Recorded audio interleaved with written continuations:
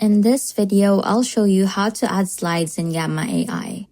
Once you're on your dashboard, go ahead and open the presentation that you're working on. From there, adding a slide is really straightforward because on the left-hand side, you'll see the option to create a new slide. Just click it and Gamma will add a slide below the presentation.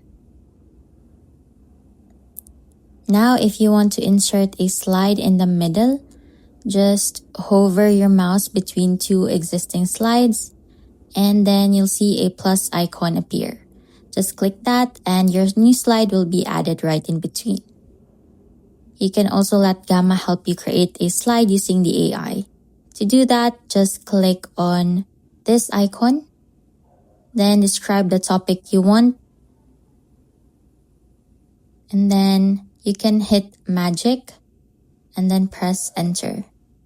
So Gamma will automatically generate the slide for you. So those are the different ways to add slides in Gamma AI. Thanks for watching and I hope this video was helpful.